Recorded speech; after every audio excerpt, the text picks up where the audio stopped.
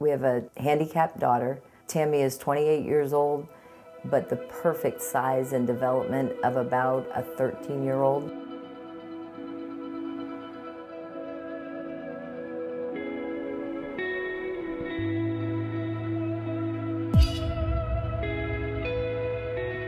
Shortly after we got married, we had a new home built.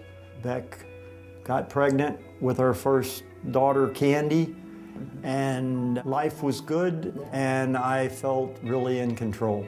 We decided that when we had children, I was going to be a stay-at-home mom, work with them, teach them until they got into kindergarten, and that's what we did. We started our family. I had Candy first. She was the perfect little girl, smart, cute, just the light of our lives. A pregnancy with Tammy, our second pregnancy, was very normal. Nothing special let us know that anything was going on. We got to the hospital. I thought nothing was wrong.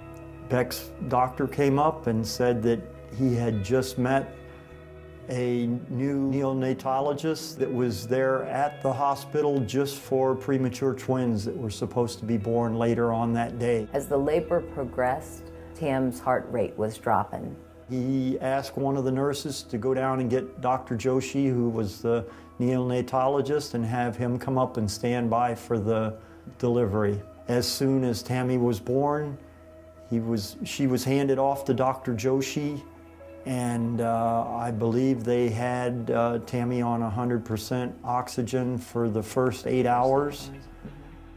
And we found out from Becky's doctor later on that if Dr. Joshi hadn't have been there, Tammy probably would have died right then. And he still, our doctor still came in that first night and told us he couldn't guarantee us that she would be alive in the morning.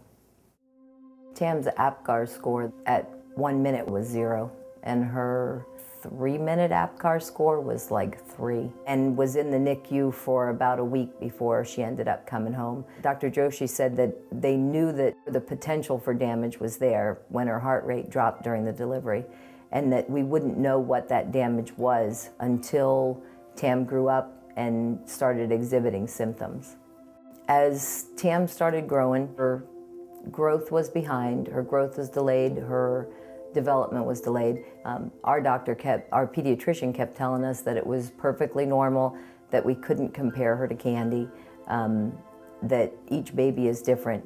I had a girlfriend who worked for a pediatrician and convinced us that we should go further, try to find out what was going on. And we started testing her. And we took her from West Palm Beach to Miami several different times, testing her for everything from the top of her head to her feet. Over that period of time, I know myself, I lost that feeling of control that I had had. It was kind of hard accepting that there was a problem in my family and there was nothing I could do about it.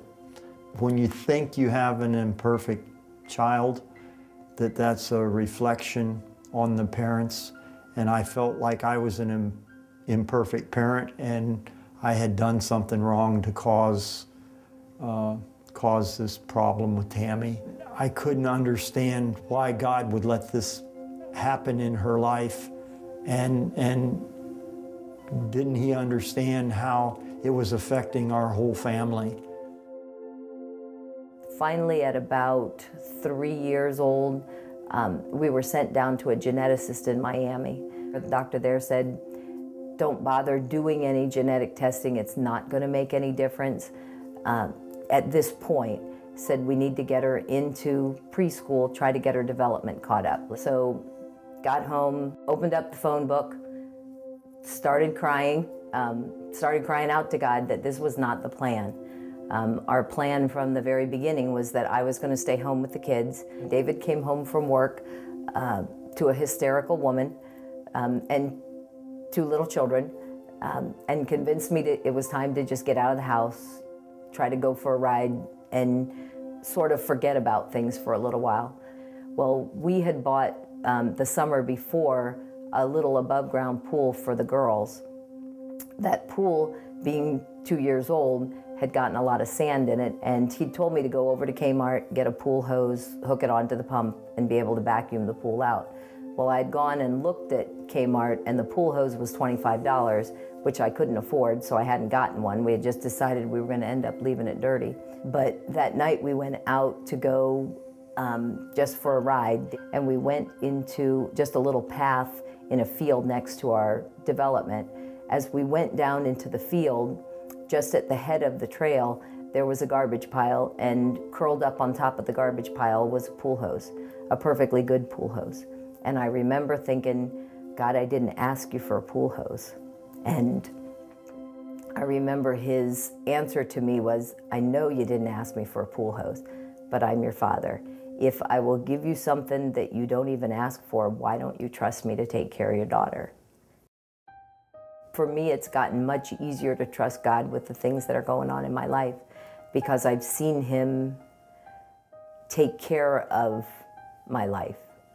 And I think for me that makes it easier for the things that have come since then. Tam's had issues. They thought she had cancer. They thought she had cerebral palsy.